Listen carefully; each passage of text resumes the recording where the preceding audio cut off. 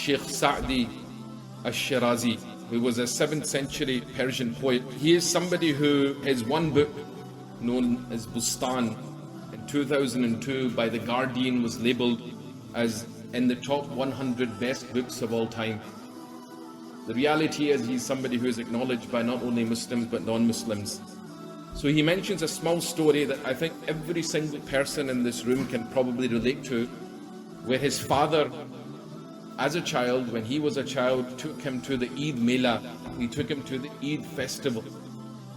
And during that Eid festival, Sheikh Sa'di, he got lost. So if you get lost in a big place as a child, you get worried. Everybody in this room probably got lost as a child, and you think death is upon you, the worst feeling in the world. So Sheikh Sa'di, he says that finally I find my father. And my father said to me, why did you let me go? Mera daman kyun chhora? So he writes himself, Sheikh Sa'di, that day on as a child, I realized that I need to hold on to my elders, not to get lost in this Eid Mela, in the Eid festival, but I need to hold on to the elders for the rest of my life in order to not get lost in this circus of life. This was the lesson that Sheikh Sa'di had taken from this incident.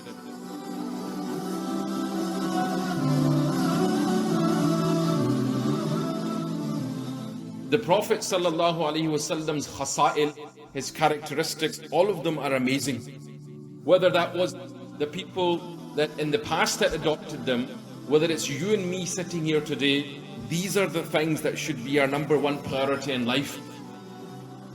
Does it make a difference whether you become different because of it, whether you have to act strange because of it?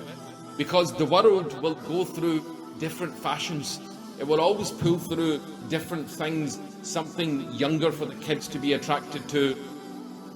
But the sunnah will never go out of fashion. And these people that manage to understand that, you want the path of people that have been bestowed with Allah Ta'ala's favor. And who else can that be if it isn't the likes of Imam Bukhari, Hazrat Sheikh Sa'di, and so on and so forth. This attachment with the elders, this need to want to read about their elders, to adopt their characteristics, this is something that is absolutely essential. The Tabi'een, if they never understood that, they would never be Tabi'een, because they used to spend their time with the Sahaba radiallahu ta'ala anhum.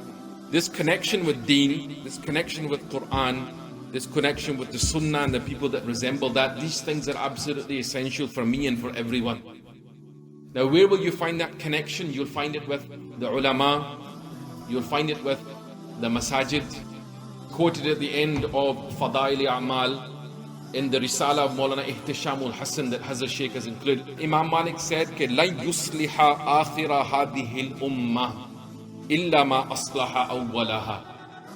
That nothing will fix the last person of this ummah, the latter of this ummah, that didn't fix the first person of this ummah, the beginning of the former people in this ummah.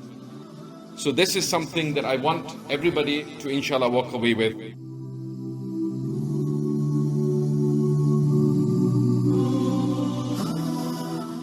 If you're sitting here listening to my message today, if you don't have this connection, then don't wait. Line up at the end of this jalsa with Maulana Hanif Sahib and say to Maulana Hanif Sahib, I came today and I want to help. How can I offer my services to this ummah? And if Maulana Hanif Sahib says, I'm busy, come back tomorrow, you come back tomorrow. If he says he's busy then, come back tomorrow, come back tomorrow.